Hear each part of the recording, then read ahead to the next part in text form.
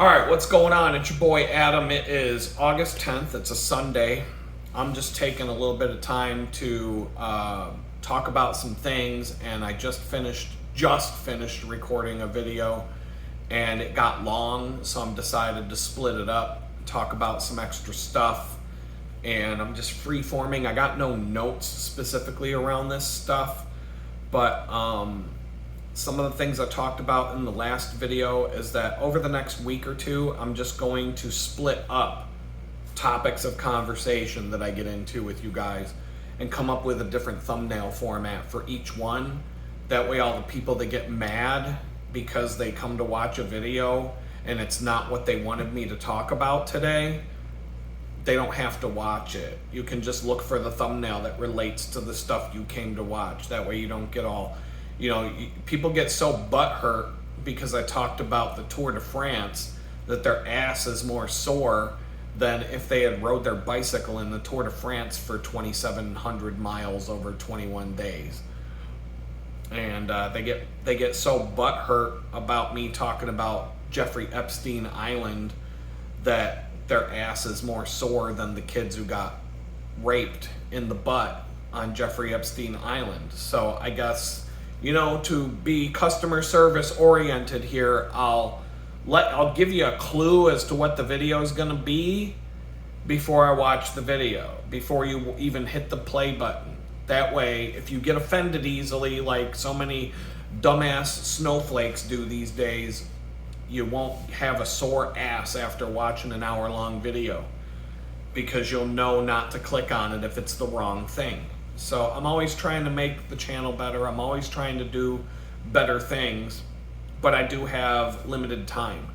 And one of the things I've done because of my limited time is I'm gonna bang out a Google Calendar. I use that, and what I did last week was pre-schedule my entire week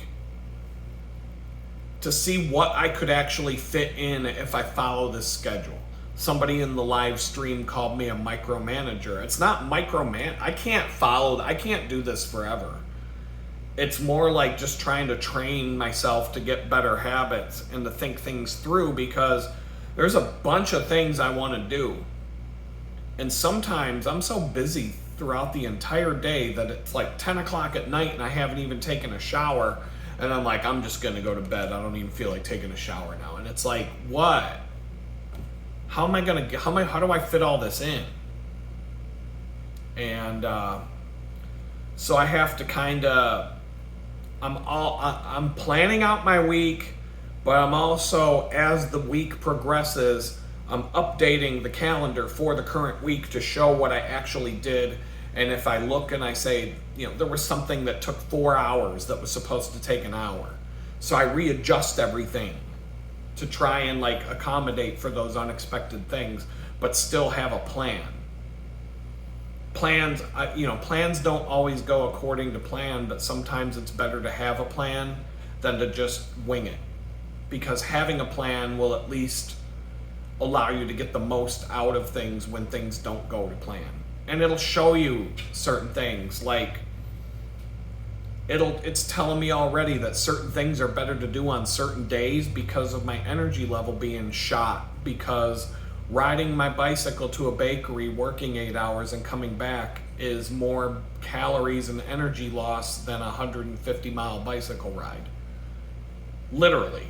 I burn 5,000 to 6,000 calories on let's say 120-mile ride would burn that much. And that even if that's all I did that day.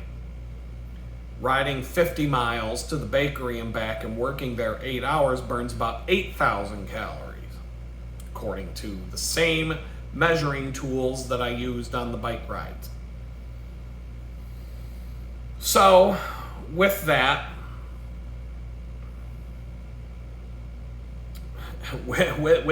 it's hard to, not the 2 days that I do this bakery thing have an effect that go beyond the days that I'm doing it. Today I'm wrecked. Tomorrow I got to do it again.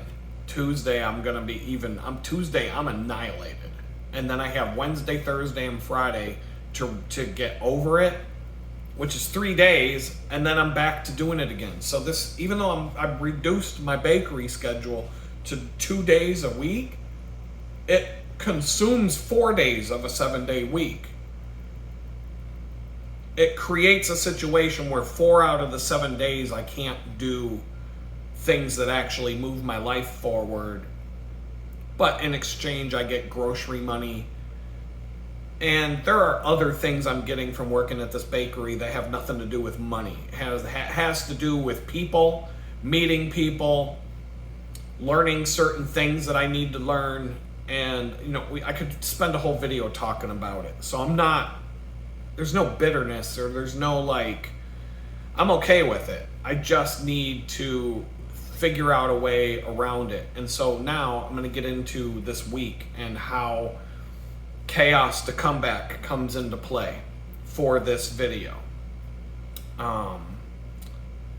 Chaos. My phone right now, I'm recording this video with a phone, but it might just explode. It might catch on fire before I actually finish recording, which means I'll probably lose all the video recordings on it and everything else, but it might catch on fire.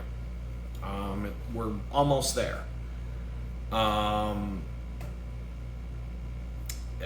why? So I think it had to be Friday. Yeah, it was Friday afternoon, evening. So I did my online grocery shopping. This is I'm gonna tell you all the chaos. Friday, online grocery shopping, working on a bunch of different things at once. Got my dishes all caught up. That was it was horrible. My dishes were so far behind. The only thing left are all these empty water bottles that you see behind me, and that's not an easy thing to do. That water filter, that silver water filter that you see there takes a few hours to filter. I believe it's about 2 gallons of water. So then I can fill 2 gallons worth of water bottles at one time. I have way more than that. It takes time out of my day. I gotta sit there and fill the bottles. It takes 4 pitchers. I have this water pitcher that I can pour water into the top to fill it with. The only way to save time with that would be a reverse osmosis system where the water just flows through and comes out and you don't have to wait for it. But then the cons are reverse osmosis needs electricity. This is good in a grid down situation. This is portable. I can take it with me wherever I move. So I'm sticking with the gravity fed water filter. But if you get behind on your water filtration, which I've had these water filters for years, sometimes you get all backed up with empty bottles because it's time out of your day to sit there and wait. And this spigot on this thing is slow. Way slower than the spigot I had on my Berkey filter.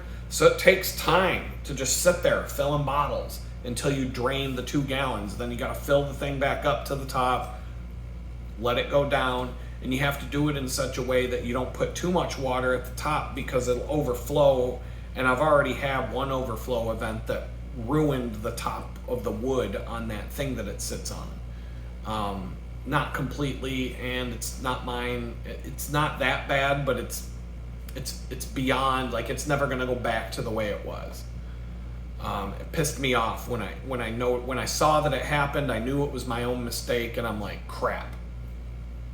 So there's a little bit of chaos in my kitchen and my house. My house cleaning is behind because other things this week took over. And I didn't have time to mop, vacuum. I did what I could throughout the week. I'm catching up, but it's hard. There's too many other things. Next week, I won't have things in the way that were in the way this week. So I should be able to get caught up. So that's chaos number 1. I'm coming back from it slowly. And by the end of next week, I should have my place clean enough and organized enough that I'll do a tour and I'll show you where I'm at. I even have an idea on curtains for the damn room. They're so expensive. I thought of a different solution for that I think I might even like better than curtains. And I'm gonna, if I get that in place, I'll show you. So the other thing, okay, so I order my groceries and the groceries show up, and the thing I'm worried about with the online groceries is that they're gonna screw up my order. Well, I've been doing it for a while without any problem at all. Well, Friday they screw up my order. I ordered 2 rotisserie chickens. They only brought 1. There was something else that was bad. So I had to get a hold of Walmart down the street, the grocery store. And now it's gotten to the point where customer service is so bad that you can't even call the fucking store and talk to a person at the store. This would have been 30 seconds to fix this problem, but when you call the store, you get this AI bot that you have to talk to the fucking AI bot, and every time you tell it, I want to talk to a person. Well, I want to talk to a person, speak to a person, talk to a person, person, you motherfucker! Like, I start screaming at it. I'm just like, because you gotta, like, you have to confuse the robot to the point where the robot just gives up and says, let me get a person to talk to you. That's what I wanted in the first place, you fucking asshole. So I finally, after I had to call 5 times, you get transferred to the Walmart headquarters in India, their call center. Like, I'm telling you, it's fucking crazy. You can't even call the fucking store down at the end of the street. It would have been, honestly, it would have been quicker for me to walk down there, talk to somebody, and walk home than getting a hold of them on the phone was. And I was pissed. I was fucking pissed by then. This could have been a 1-minute phone call where I just called and said, hey, I had items missing from my order. Can we fix this? The end. Would have been 5. It wouldn't even been 5. I wouldn't have even been mad. I was mad because I was like, but I was like, let's just call them and get this taken care of. And then, after getting put through robot voice hell for 20 minutes, I was ready to fucking rip someone's head off. So I finally got a hold of somebody at the store. They're like, let me get the manager for you, whatever. I talked to the manager. I'm like, look, I got charged for things that weren't on my order when they were delivered. And the guy was like, oh, I'm very sorry, blah, blah, blah. He's like, tell you what, I'm going to send somebody over there to fill your order. It'll probably take an hour or so to slot it in. But he's like, I'll just make another delivery. I'll have them make another delivery run and drop off the things that were missing. How does that sound? I'm like, sounds great. Done. Could have been that fast. That's why I need to talk to a human being, and why a fucking robot is not going to solve the problem. These fucking scumbag companies. So I am going to take note of that. If I have another couple of experiences like that, I'm done. Not because they messed up the order, but because they make it impossible for you to fix the problem after the fact by putting you in fucking call center India hell and AI robot and all this other bullshit, and you can't talk to a fucking person when the fucking human being could solve the problem in 30 seconds and you're done. So you can see the anger in my voice. Well, so now I get my rotisserie chicken and I'm chilling and I'm eating. And I noticed my phone's sitting next to me, but I noticed that the case on the phone looks weird on the side. And I'm like, I thought it was the case just not fitting. I'm like, I went to put the case back on right and it's not fitting on the phone. And I'm like, so I look closer and the screen is like popping out. And that means one thing. It means the battery inside the phone is bulging and it's puffing up and it's getting thick. And when a battery inside a cell phone starts to expand, it pushes all the components out, and so you end up with a phone that's curved and bulging out like it's got a bubble in it. And I'm like, oh shit, this isn't good, because that thing could catch on fire. I mean, it's not severe right now, but I'm looking at it and it's definitely like, this phone is, oh yeah, this is like, the more I use it, the more it's like, this isn't gonna last long.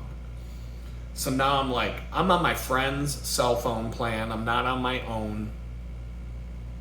he gave me this phone when I got out of prison, and I've been using it. I've been wanting to get a new phone. I've been wanting to fix this problem, but in my situation, everything is a hassle, major hassle. Getting my driver's license took 4 fucking months when I moved to Texas. I was here in September, October, November, 3 months. Took me 3 months after I moved here to get my driver's license switched from New York to Texas because they put me through such a hassle and headache. So I kept putting off getting my own phone plan because of the hassle and headaches that I knew the phone company would put me through. I have T-Mobile for my home internet. When I go to their website to browse and shop for a phone, they block me. They won't, when I log in with my account, their website will not even allow me to see the phones that they have for sale. There's something about my account. Even though I'm paying, they gave me no problem signing up for this home internet router, and I pay the bill every month automatically. Never missed a payment. They won't even let me look at the phones. Think about that. Like there's something with my credit or whatever. They will not even allow me, when you hit the shop button on their website, it comes up with a screen saying, there's a problem with your account. You have to call customer service in order to be able to see the phones. They won't even let me look at the fucking phones. And I'm already pissed off, and I hate T-Mobile so much right now that I don't want a phone from them. I don't even want internet from them, but it's working, so I haven't been in a big rush to go through the stress of signing up for a new internet company. And so I'm like, AT&T, when I got arrested, that's who I had as a phone company. And obviously I couldn't pay the bill while I'm in prison, so I'm left with this giant bill from them that I owe them all this money. And so AT&T in a million years is never going to let me sign up for an account with them. So that leaves Verizon. That's it. That's all that's left. So I just kind of rolled my eyes and I went to Verizon and I signed up as a new customer and I went through the whole thing. I picked out whatever phone was free, which is a good phone, a Samsung Galaxy S24 free. I don't have to make payments on the phone. Their plans are expensive. I got the top tier unlimited internet plan, but that's going to be a bill every month. But anyway, I get to the end and it says today's charge only $85, and I'm like, okay, I can. To solve my problem with the phone about to explode and catch on fire, $85 is the cheapest way to fix it today. And it solves the issue of me getting off my friend's charity plan. And, you know, I mean, he said he doesn't really care that much. He said it doesn't cost him that much extra because it's a family plan. But he's like, you know, cool. I'll unlock the phone number so you can port your phone number over. We talked for a minute. But anyway, he was in no hurry for me to do that. He was like, wow, man, I'm surprised that phone lasted as long as you've had it, because it was old when he gave it to me. And I've been using it for a year and a half now. And this phone was made in 2020 and it's 2020. It's 5 years old. So it's still going. At least for now. If the video never shows up, that means the phone exploded. And I had to grab a pair of tongs and throw it outside to burn out in the driveway. Hopefully that don't happen.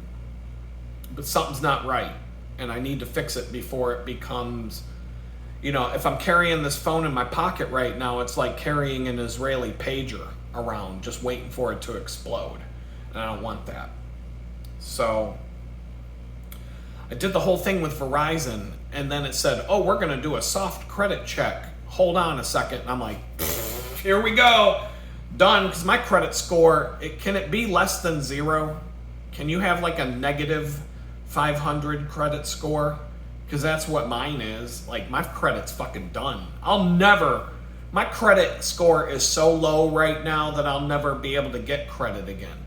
I'll go to one of those buy here, pay here, ghetto ass car dealerships where people are paying $900 a month for a $4,000 loan, and they'll tell me, "Ha, good luck, motherfucker," and they won't give me a loan. No fucking way. So I'm like, yeah, this is done. I just kind of was like, I thought what I was gonna have to do was get an unlocked used phone from somewhere for T-Mobile, and then take the SIM card out of this phone and put it in another phone, and just make sure that the SIM card that's in this phone would be compatible with whatever SIM card goes into the other phone, or have my friend order another SIM card or something to be able to get an unlocked used phone delivered to me so that I can just have a phone on his plan still. That's what I thought I was gonna have to do. And so I just kind of was like, whatever. This screen comes up from Verizon. You need to call this phone number because there's a problem with your credit report. And I'm like, yep. All right, whatever. I got nothing else to do. Fuck it. I call the phone number. Ranjit from India. You know, I press 1 for English and I hear, "Thank you for calling Verizon." And I'm like, I thought I hit 1 for English, but fuck, here we go. So it was basically a half an hour of what? What did you just say? I couldn't understand you. Can you speak English? Sorry, dude. You're gonna have to repeat yourself 3 more times so I can figure out what you were talking about. I don't know what you just said. Can you repeat that? Like, what the fuck? I hate this shit.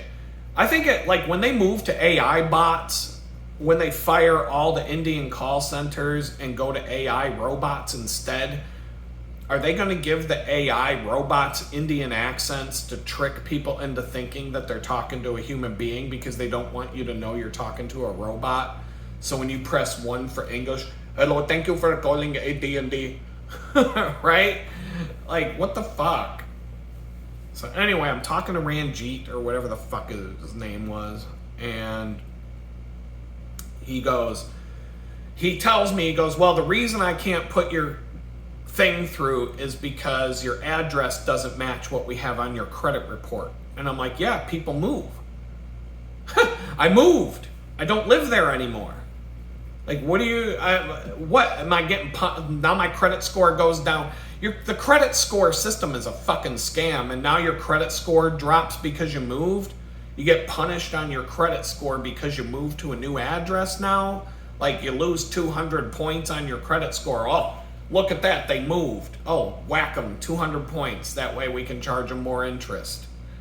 So here I am. I'm like, oh, fuck, man. So he asks me, what would your old address be? And I'm like, I didn't want to say too much, but I'm like, I've bounced around. I've moved a few times.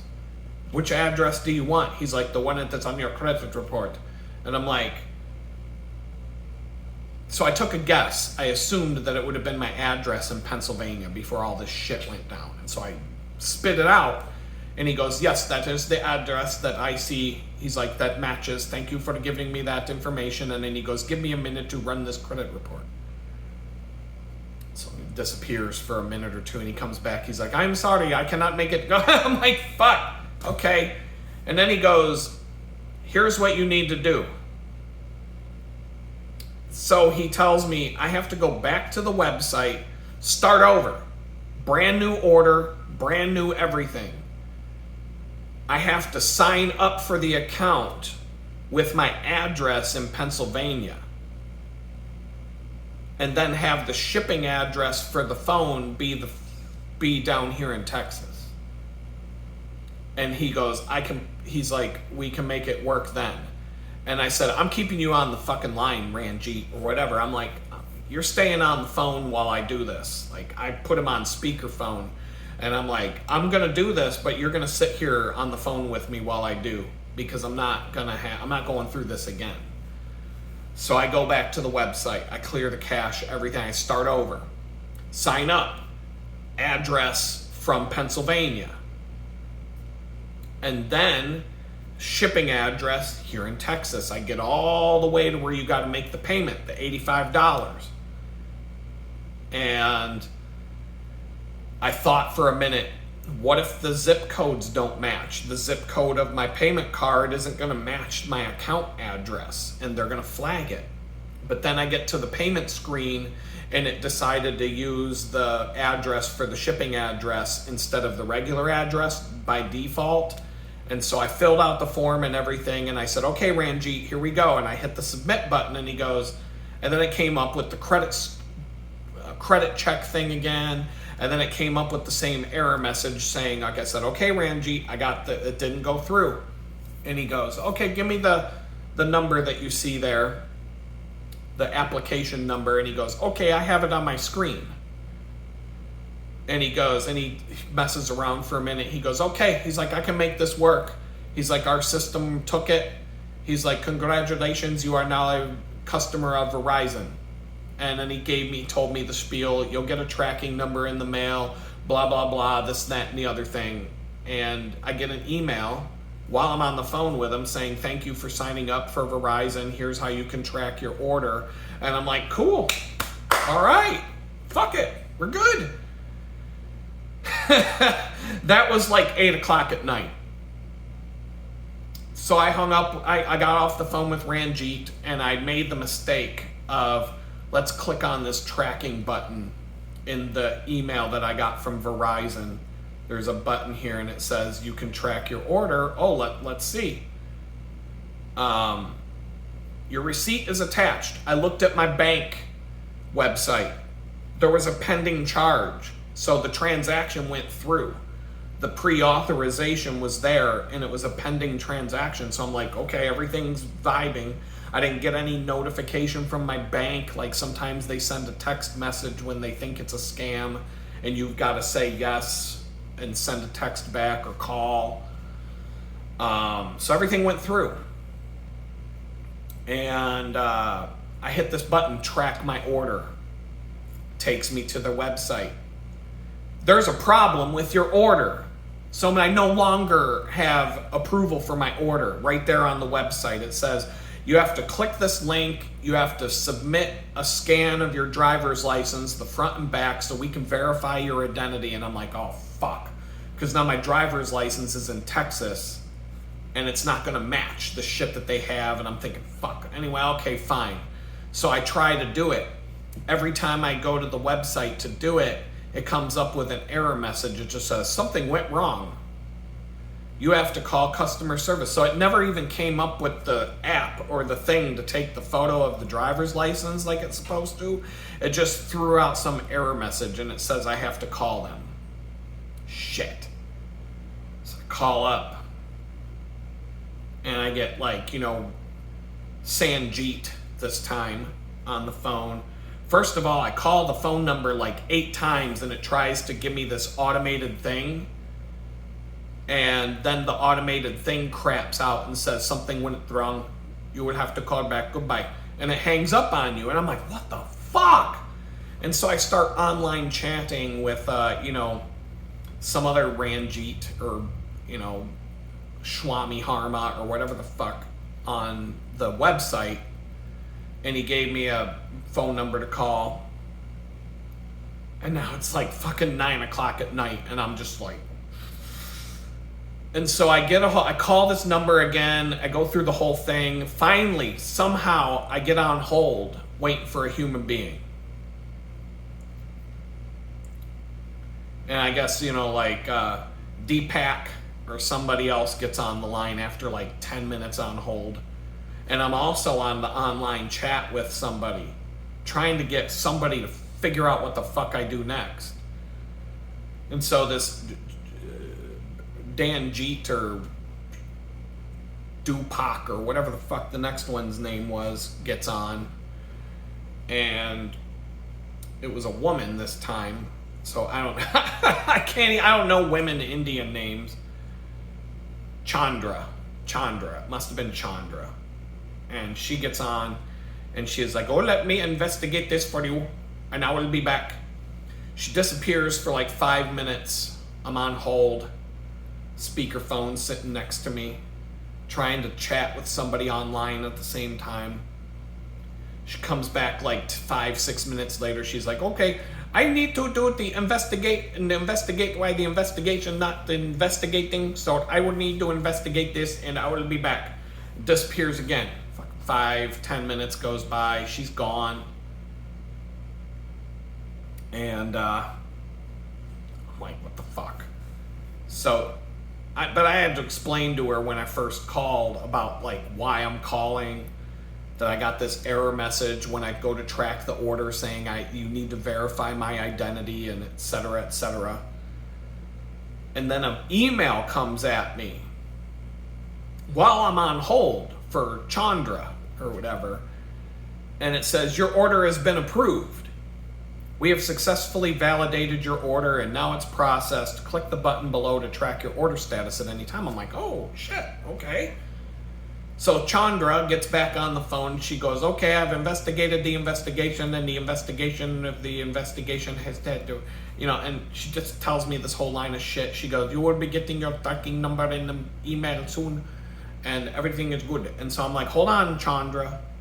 I got to check this out. And I hit this check order status button and it takes me to their website again and it says, we want your order number and another code that's in the email, and I put them in, and the website spits back, we have no record of this order ever being placed. This order does not exist in our system. I'm like, holy fucking shit. So I'm like, Chandra, listen to me. I need to know, am I getting a phone or not? Like, the website, I just got an email saying that my order is approved. I don't know how I'm supposed to send you a copy of my driver's license that you were asking for, but now you're saying that you're not asking for it. And so now you're saying everything's good and my order is approved and I don't have to go through this process anymore. But now I click on the check order status and it's showing that I don't have an order and they can't find my order number. So now what do I do? And she's like, don't you rest assuredly and be assuredly assured that your tracking number would be, and I'm like, okay, what's the phone number gonna be? How do I create an account on the Verizon website so that I can manage my billing and stuff like that? I will have to transfer you to somebody who can help. And I'm like, shit, here we go. And so she transfers me. And here I'm trying to check the order status with this button in the email. And it keeps coming up with, we can't help you. We can't find your order. And so now I'm like, what the fuck do I do now? And so I'm waiting on hold. I don't even know.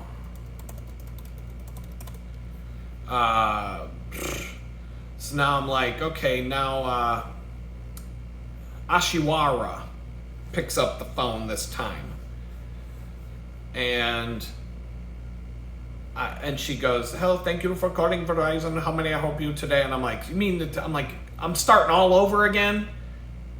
And I'm like, you don't know it. You don't see anything on your screen about my call. I just got dumped to another customer service. I'm like, you're the fourth person I've had to talk to tonight. Fourth or fifth person. And now I've got to start over from ground zero and explain everything to you again so that you can put me through the same rigmarole. All I'm trying to find out is, do I have a fucking phone or not? And I didn't say fucking, but I was like, look, I'm not trying to sound rude, but it's almost 10 o'clock at night now, and it's been 2.5 hours since I ordered this phone, and I still don't even know if I have an account or a phone or anything. And nobody can give me an answer, and everybody just keeps jerking me around, and none of this makes any sense. And I'm like, that's really not the best way to start off being a customer of Verizon now, is it? And she's like, oh, I'm very sorry for your inconvenience, and all that. So I give her the information. She looks up the order. Rest assuredly you will be rest assured that you will be getting your phone, and rest assuredly, very assuredly, that you assuredly will surely get your tracking number in the email. And I'm like, okay. And I'm like, so you're telling me everything's good. I don't have to give you my driver's license. I don't have to go through all this bullshit. Yes, rest assuredly that you can be assured, very assuredly, that you can surely get your tracking number in the email. I'm like, okay, fuck it. I'm done. It's like, it's after 10 o'clock now and I'm fucking done. Like 3 hours. We're going on almost 3 hours. All I wanted to do was fucking hit the submit button and wait for my phone to come in the mail. And so now it's being, so anyway, I was like, okay, we're done. We're done here. It's taken me half an hour to tell you the story. That's how fucking crazy this is. And so now I'm at the bakery on yesterday, Saturday afternoon, and I check my email when I'm on a break, and sure enough, I got a tracking number. Oh, it's from FedEx. FedEx is the fucking worst. They're the worst fucking shipping company. I always have, every single time there's a FedEx coming to my house, it's a fucking disaster. So now I've got a FedEx number, tracking number, and I don't know if I'm going to have to sign for it or not, but I'm not going to be here. I'm going to be at the, oh yeah, signature required. I'm looking at it right now.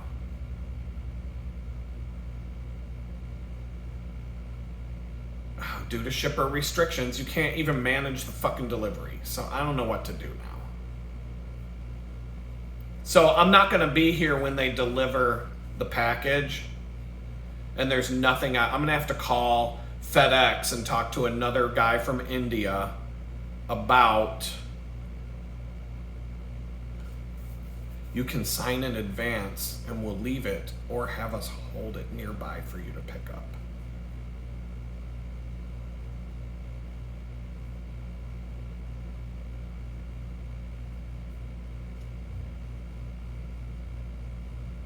Indirect signature.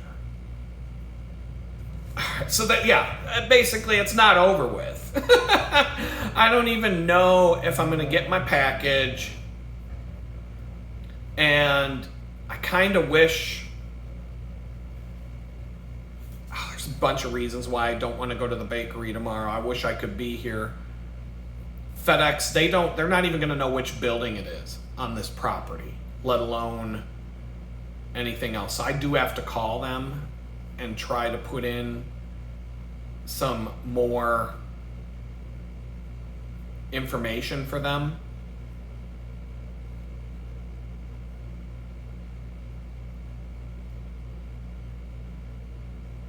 So I don't know. I just feel like this is going to be a clusterfuck for a couple more days of my life. And then when I get the phone, if I actually get the physical phone, then what? Then what do I got to go through to set it up and to be using it? And then I've got to switch the phone number to port the phone number over to it. So, holy fuck, this is crazy. It shouldn't be like this.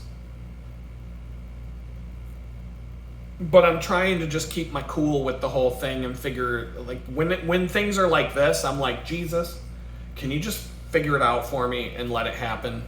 Because I don't need to stress. I'm looking at my watch right now. My watch is saying, are you stressed out? You need to breathe. You want to do some breathing exercises? Hit the button. No, I don't. But I'm getting all stressed out just thinking about it. And like, oh boy, I bet they're going to be a fun company to have an account with if this is how it's going on day one. But I don't really have a choice. And you don't have a choice. You got 3 shitty phone companies, T-Mobile, AT&T, Verizon, all those fly-by-night phone companies like Cricket and all these, they're all tied to one of these 3 companies. Every single cell phone company out there is one of these 3.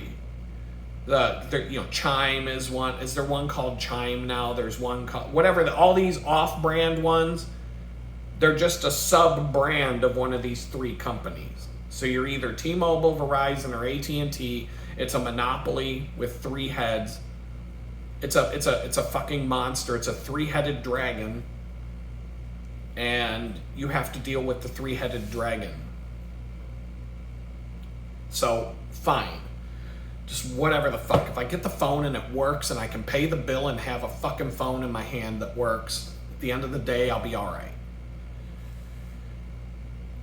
And it happened suddenly. This wasn't like I could just kind of plan it out and do like a smooth transition and be like, oh, I think I'll get a phone this week. Let's see how that goes. But no, like this phone I'm holding might explode.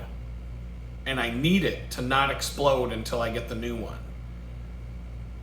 And so, I don't know, it looks worse today than it did yesterday. The battery's just, like, fuck, how much time do I got? It's like a ticking time bomb. And, so, I got the new phone, I got the insurance. You gotta do that. You can't fuck around with these phones. Because if you drop it, you're out, what, $1,200. You cannot have a cell phone without the insurance. Unless you just buy a used one that was cheap, that, if you drop it, oh well, go get another one. I'm getting the OtterBox Defender case with the glass screen protector, the whole everything. This phone that I'm holding, this one right here, is, other than the problem with the battery, it looks like it's brand new. It looks like it's never been used brand new. Because I take good care of it.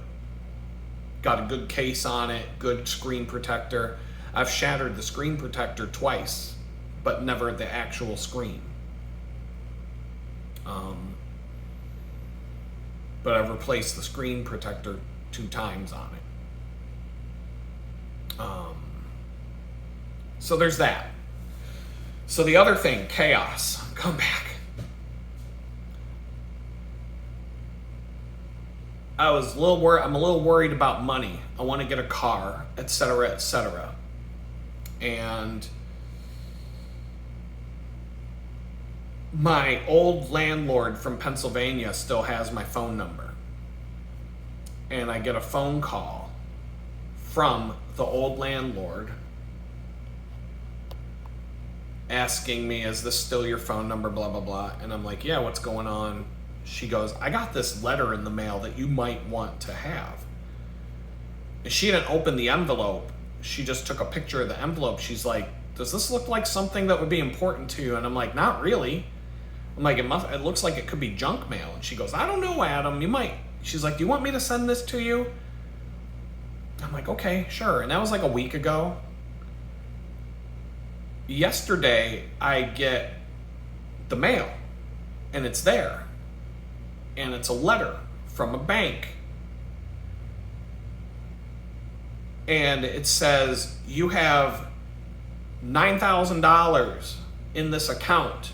And if you don't get a hold of us by August 23rd, we're going to submit it back to the state of Pennsylvania if nobody claims it. And I'm like,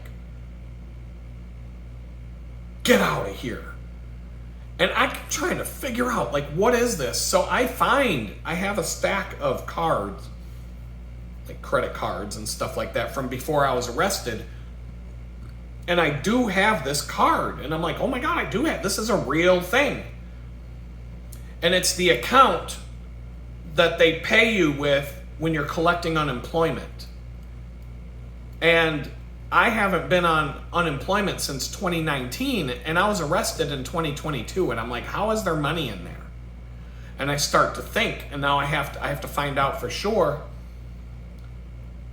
I was fired for not taking the COVID vaccine from my former employer, and that's what pretty much led to me getting arrested and down the road to all this stuff. And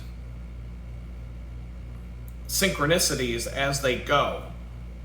The only thing I can think of right now that could have possibly put money in this account was they rejected my unemployment claim over and over, and I had to file an appeal. And when I filed an appeal, I had a court date to go to court and appeal my unemployment situation, and I couldn't go because I was in jail. it was after the arrest. It was sometime in September of 2022, and I was in prison.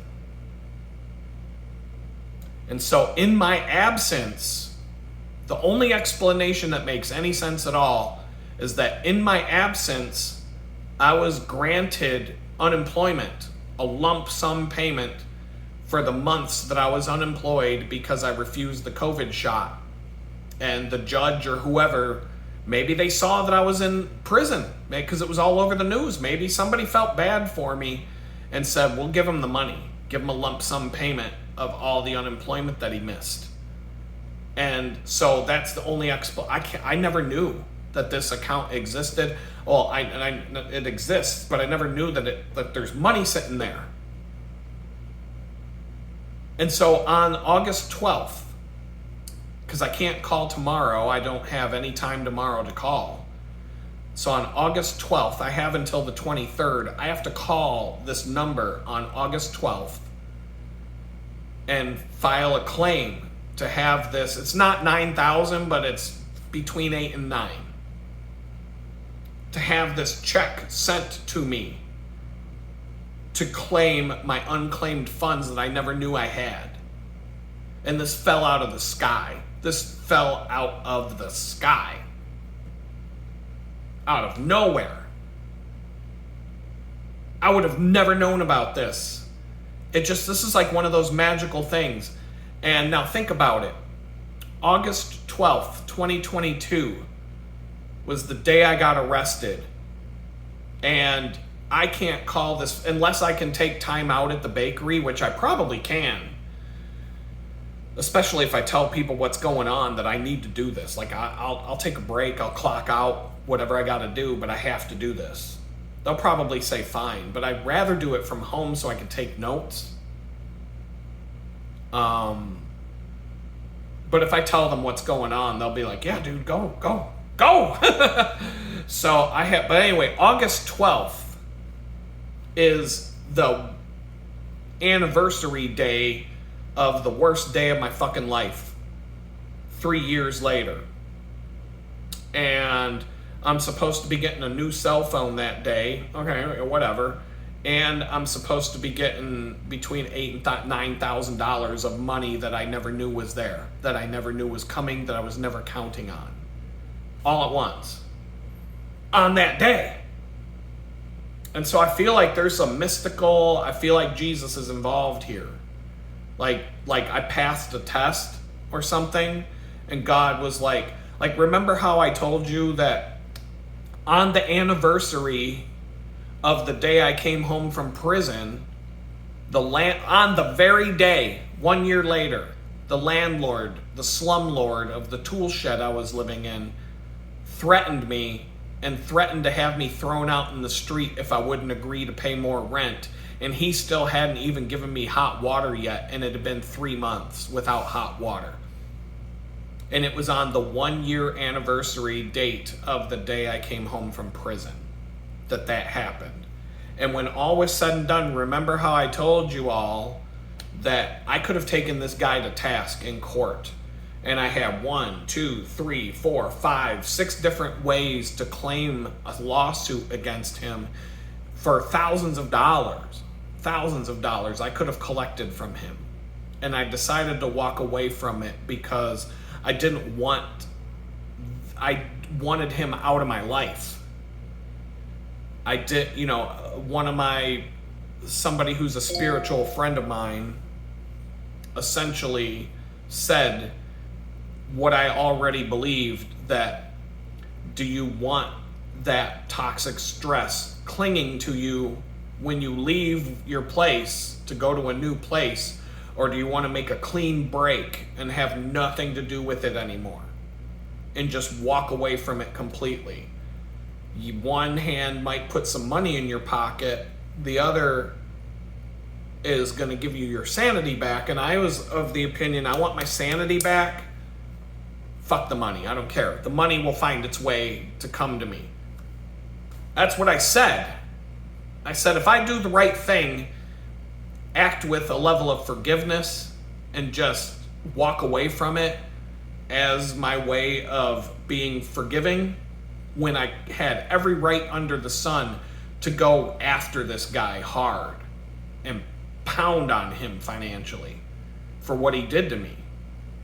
But if I just decide to walk away from it, I think God's going to notice that I did that I did the right thing, and he's just going to find a way to make it work out. And now I'm getting a letter in the mail on a random Saturday afternoon saying, hey, we got this like $8,500 we need to send you. Where are you? We got this check, $8,500. We need to send it to you. Where are you, Adam? Fell out of the fucking sky.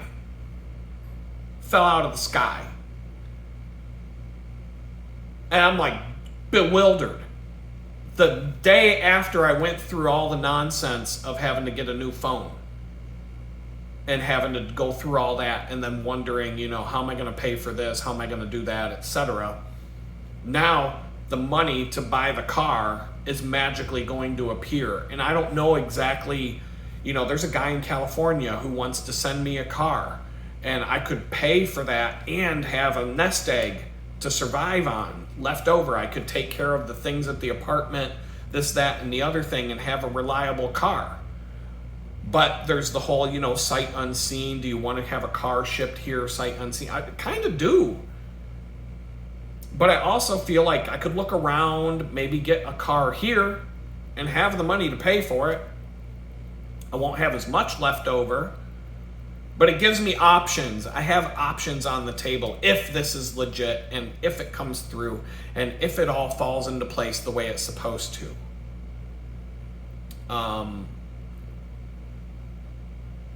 All I need to do is get it. All I need to do is this. I just need to do it. And my mind is completely blown right now. Like, I am like, whoa, this is crazy. This is crazy. The synchronicity of how it lines up exactly 3 years to the day. I had the worst day of my entire life will be August 12th, 2022. At 11 o'clock at night is when my life shattered. The exact date and time. I'll never go a day of my life without being able to recall that date. I could forget my kid's birthday before I forget the day that my life collapsed. And I haven't forgot my kid's birthday, don't worry about that. But I could forget what date Christmas falls on. I could forget a lot of things before I forget that trauma. I'll never forget the day I came home from prison, the worst April Fool's prank in the history of the world.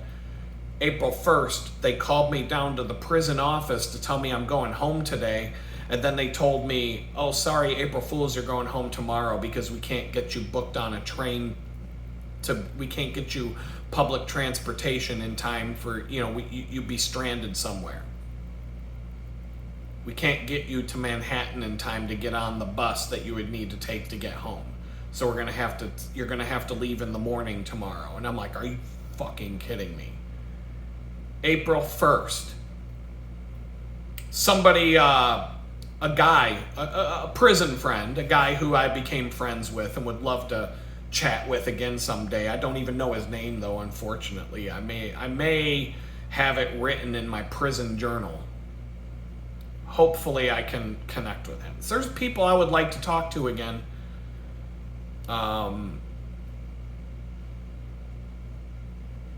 You wouldn't understand if you've never been through it. A bunch of people I would love to. I'm friends with at least prison friends with a figure skater from Slovenia, the same country as Tadej Pogačar, who just won the Tour de France.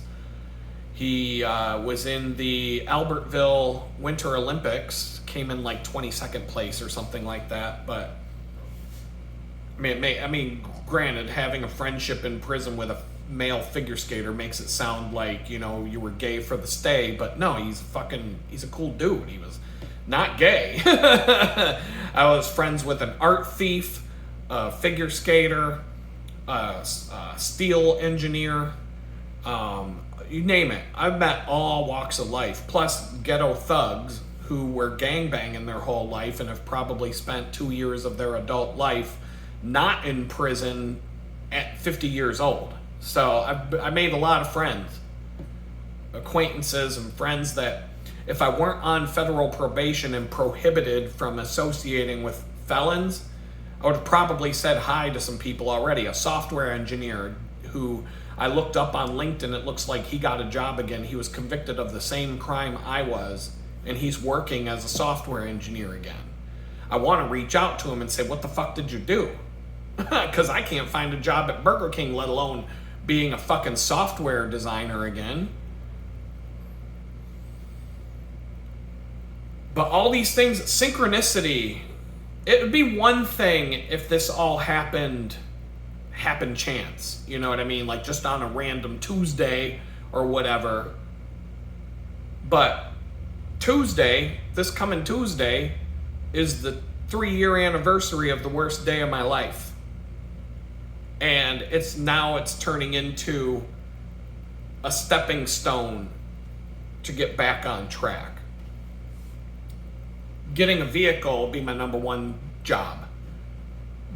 However I do it. I'll just have to see. I feel like I'm going to ask God right now in front of all of you that Jesus, if you put this money in my hands, make me a good steward of these funds. Don't let me go blow it on hookers and blow and gambling and crack and booze and all the stupid things I could spend money on. Help me do what you want me to do with this money if it's coming my way. Put it in my soul to not waste it, to not do wrong. You want me to get a car. Put the right car in front of me. If it's that guy in California who has that car, or if there's somebody in Houston who has the right vehicle so that I can go look at it and actually see it and open the hood and do all that before we make the deal. However it works out. Lord Jesus, you tell me how you want this to go and make it so clear and so plain as day, so simple that I'd be a complete idiot not to figure out what I'm supposed to do. That's how I usually pray for things. Like I have to say, God, you got to make whatever you want me to do so crystal clear that I know that it's coming, that I know. Like, I don't have to wonder what you want me to do. I just know this is the right thing. If I can get myself a vehicle and have enough money left over to feel comfortable, I want to go see my kids. I want to take a trip to Pittsburgh and go see my kids. If I can get a reliable vehicle that can make a road trip like that without an issue, and I'll camp. When I travel, I do not pay for lodging. I'm not going to pay for gasoline and food. And I'm not going to eat out. I mean, I might eat. I mean, who knows? But I can probably go there and back on $1,000 or less. And that's a long drive. That's about 1,500 miles each way. It's not cheap for gas. But if I can go see my kids, if I can go spend a few days in Pittsburgh, maybe go up to Jamestown and hang out with a couple people that I'm friends with up there now, and just have like a victory lap, and then come back to Houston and have a vehicle and be able to, like, it'll change everything. I can take more shifts at the bakery and make more money doing that and balance the schedule so that I get the hours there and I can do my freelance and I'm not completely burned out with energy, because now an 8-hour shift turns into like 9 hours of my day instead of 13 hours and 8,000 calories being burned. You know, like I can make things work. I can get a job. I can travel farther to get a job. I can I can really buckle down. I could go get a warehouse job close to home. I could go do something somewhere that maybe I can get a job making $25 an hour and work part-time and then do my freelance stuff and build that up. There's just so many things that I don't want to like get overwhelmed with possibility, because I don't even know if this check is going to be in my hand or not. But this seems legit. Like, I found the plastic card that went with this account, and it is definitely the account that the Pennsylvania Unemployment Fund puts money in when you're collecting unemployment. And the only possible way that money found its way into that account is I won my hearing and was granted unemployment without even being there. And while I was in prison, somebody just looked at that and said, that's bullshit. He should be able to get unemployment. Signed off, and they put a lump sum in that account, and I never knew it was there. How much would that have helped me when I became homeless? I never even knew the money was there. I never knew I had it. That would have changed everything for me. That would have made, I would have packed my shit and moved to Pittsburgh and found a place to live and been close to my kids. And whether I could get a car or not after all of that, I don't know. But I also have money in the bank from doing freelance when I moved to Houston. That on top of it, I would have been able to easily move to Pittsburgh, get a place to live, get a cheap car, have two bicycles at my disposal, one winterized mountain bike, and public transit, and like, that would have been a game changer. But would have been, could have been, hindsight is 2020. I feel like there's a reason why God did this today, yesterday. 3-year anniversary of the worst day of my life. So I don't know. Should I have faith that Donald Trump might throw me a bone? I mean, he's not going to arrest any of the child molesters. You know, he's not really throwing those kids a bone. I don't have any faith in this guy. He's done a couple of things that I think are good for the country, but not like he was talking about. I mean, he's still got 3.5 years left of this guy, or less. We'll see what he does.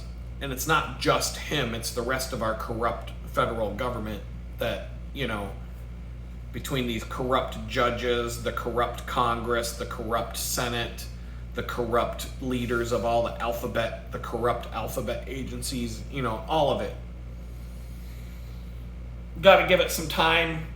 I don't have any hope in our country at all. None. Zero. It's gone.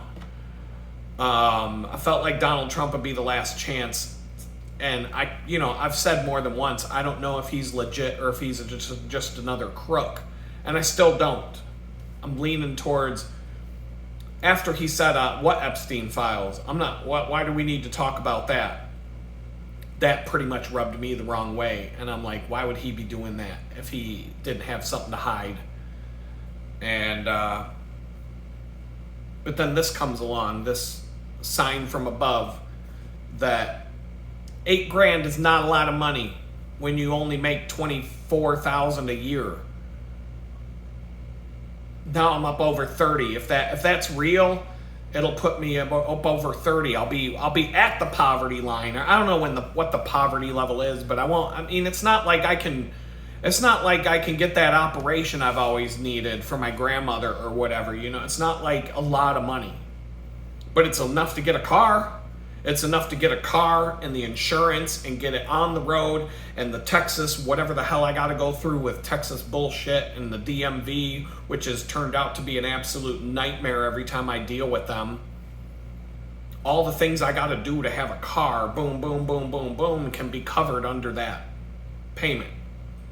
And I might have money left over, and hopefully I could, there's different things, there's different ways to do this.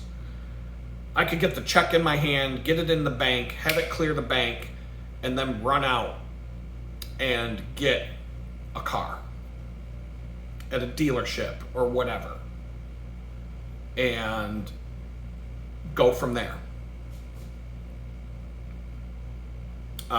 Whether or a private seller or whatever it takes. I'm just going to pray, once again, that God tells me what to do. I don't want to just run out and be in a rush and do the wrong thing and buy a jalopy that falls apart and ends up backfiring on me and making it so I'd rather be taking my bicycle everywhere. But if I have a car to drive where I have to go, I mean, it's a game changer. It's a game changer. And will I stop riding my bicycle to work? No, I won't. I don't plan on that. The bakery, I enjoyed my bike ride yesterday. I'm not going to lie. My feet have some problems. I've got to sit down here after I'm done with this video, and I also got to do some things on the YouTube channel. But when I'm done with that, I have to take my bicycle shoes and reposition my cleats because I'm having some serious foot pain.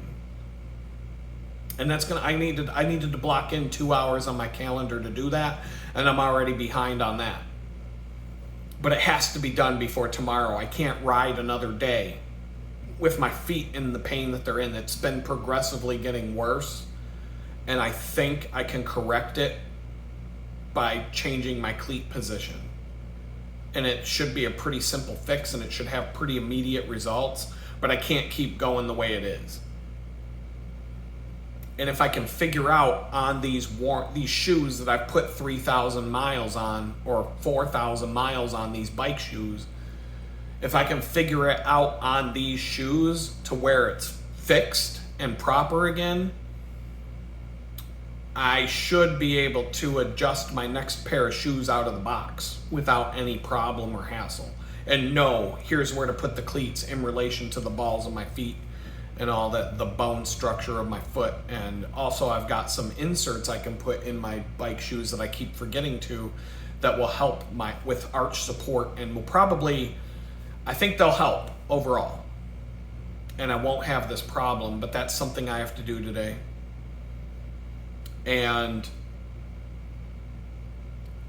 you know, if what the car is going to do if I get myself a car is to allow me to take a break from the bicycle and let some problems heal in my feet and in my body and give me some energy back while I still continue to go to my job.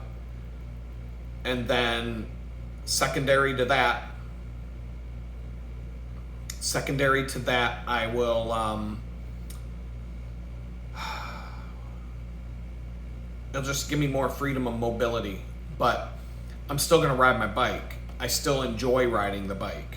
And I'll take a couple of weeks off of the bike to recover energy and, like I said, to heal my feet.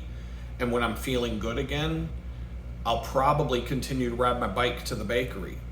But if the weather's bad, I won't. If it's too cold, I won't. If I can take shifts where I close, I go in at like 4 in the afternoon and work until they close, maybe once or twice a week. And that way I can work during the day. You know, take a closing shift. They would make me a shift leader at this place without any question if I wanted to be one. They wouldn't even think twice about it. Which I'd make a little more money to do, but the responsibility and the hours that they would want me to work are kind of out there. But I have seen them they're making somebody a shift leader right now that can only work a couple days a week, like me. And so I'm like, you know, I don't necessarily want that, because there's a lot of extra stuff that goes with that and stress and whatnot. But I wouldn't be completely opposed if I could make it work and I'd make a few extra bucks. So I don't know, just having a car will open up more possibilities and bring more money to me than I can do without a car. And therefore the cost of owning the car, insurance, gas, maintenance, wear and tear and repairs, a car payment if it comes down to having one, etc. You know, what if I got a car that cost $8,000 and put $4,000 as a down payment and had a loan for 3 years? It would suck. Don't get me wrong, I don't want that, but that's a possibility. Going to a dealership to buy a car, even if it's a used car dealership, means I can drive off the lot without having to go to the DMV. I got license plates, registration, all the stuff, the inspection. I got everything I need, and I drive home with the key in my hand. And I don't have to, I'm telling you, the DMV here in Texas is so horrible. Horrid. That I would rather spend, just for that reason alone, like part of me is like, if I buy a vehicle from a private seller, I don't even know what the hell I have to do to make it legal on the road. And I guarantee you it's probably 2 months of hell out of my life. It took 3 months to get a fucking driver's license here. I'm terrified of it. I'm terrified of what I have to go through just to get a car on the road here. Pennsylvania was bad. Pennsylvania was so bad they let AAA take over the DMV and privatized it so that you can go to AAA and get your driver's license, you can go to AAA and get your registration, your plates, everything you have to do, you can do at AAA. And it's way better. Way better. AAA is not great. In fact, I think AAA got worse.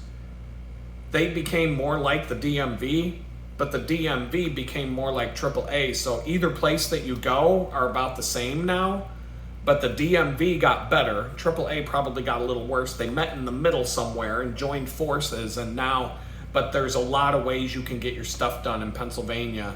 And the only headache I really went through over the last several years with buying a vehicle in PA, I bought 2 vehicles in Ohio. And each time I bought a Jeep and I bought a pickup truck. And the Jeep, I didn't really go through a hassle, but there was paperwork that had to go back and forth. And I had to pay the sales tax when I went to the AAA to get the registration, and it was not cheap. But I had like a month to do it after the title came in the mail. I had at least a month before I had to go do all that, because the temporary plates from Ohio were good for like 60 days or something like that. So I was good until I had it insured. So I had time to pay the sales tax and to have that money ready. With the pickup truck, I did it all with a loan. So the sales tax was in the loan, but I had to wait. A check came for the sales tax, and then I had to deposit that into a bank account and then go pay the sales tax at the DMV with that money. And then, I don't know, something got screwed up there, but it all worked out. It actually worked out in my favor. And the only hassle I went through when you buy a pickup truck in Pennsylvania, it's a pickup truck, a compact little pickup truck. They treat it like it's a big rig at the DMV, and you've got to have the vehicle weight, and you've got to have an auto mechanic fill out this form, like the towing capacity and the vehicle weight, and they have to verify. And it's basically it's got a special truck license plate. It's just like having a big rig with all the hassle and bullshit to buy a pickup truck. I didn't know this. It's the first time I ever bought a pickup truck. You could buy a freaking Escalade or a big giant Chevy Suburban that's 3 times bigger than my pickup truck. And my tiny little pickup truck, I had to go through the same process more or less as somebody driving a fucking big rig. And I'm like, but that was all. I had to go to the AAA, find out. They gave me the form. They're like, you can't get your registration until you bring this back. Sorry. So I left, came back. About a week later, I came back and got it done. No appointments. You didn't have to make an appointment. You just went in, you tear off a number, you wait till they call your number, and boom, boom, boom, you're good to go. Here you go. I had to make 2 trips. No big deal. A little annoying because I had to go to my mechanic, but I was friends with the mechanic. So he was like, yeah, here you go. Good to go. And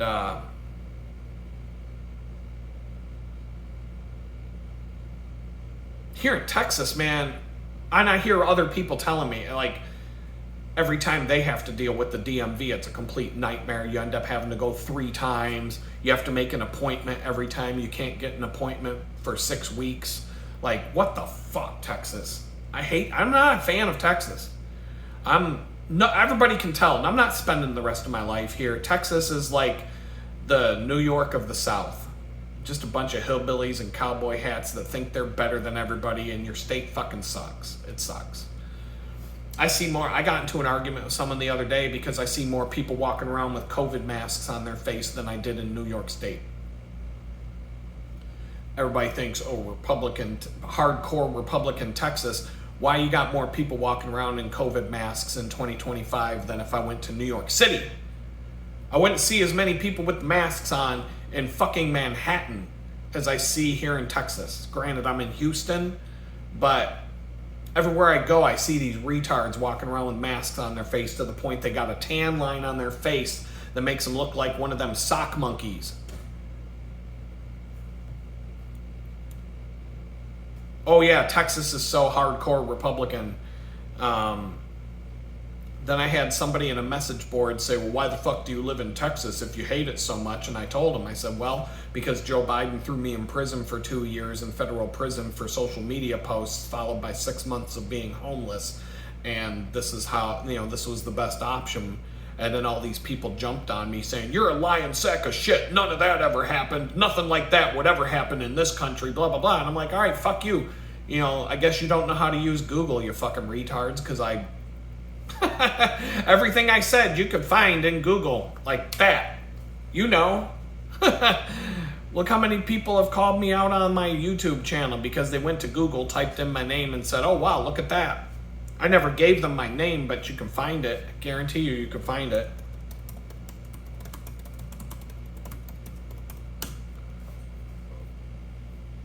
Yep, boom.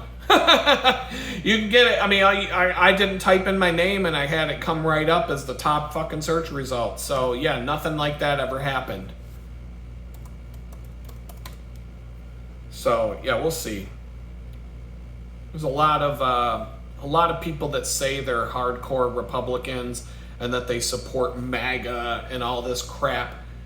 I'm telling you, the more stickers you see, the more Trump stickers you see, the more you see a bald eagle with an American flag on the back of their pickup truck window, and they're walking around with the shirt that says, come and take it from my cold dead hands and all that. Those are the last fucking people you ever want to associate with or count on when the shit goes down.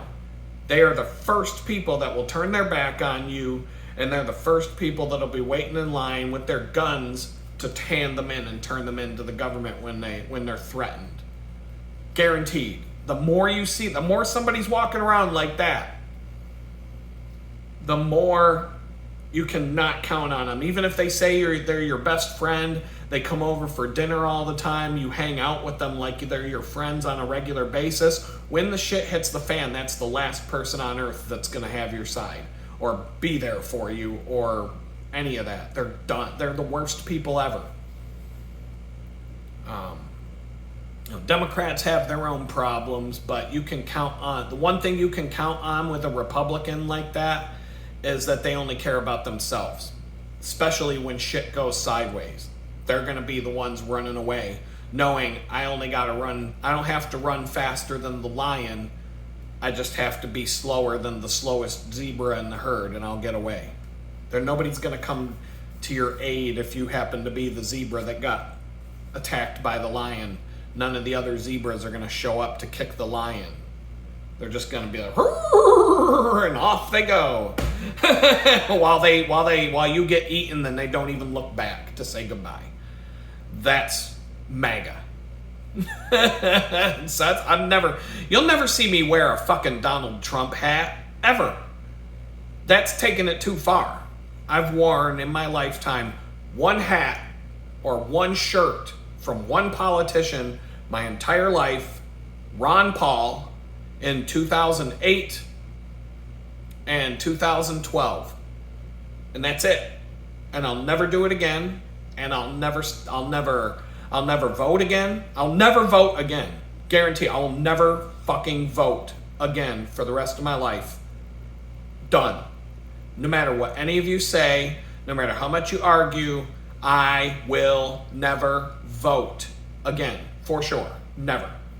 That's a waste of time. I got other shit to do that day. I'd rather watch a fucking Star Wars cartoon than go vote because I'll get more out of it than voting.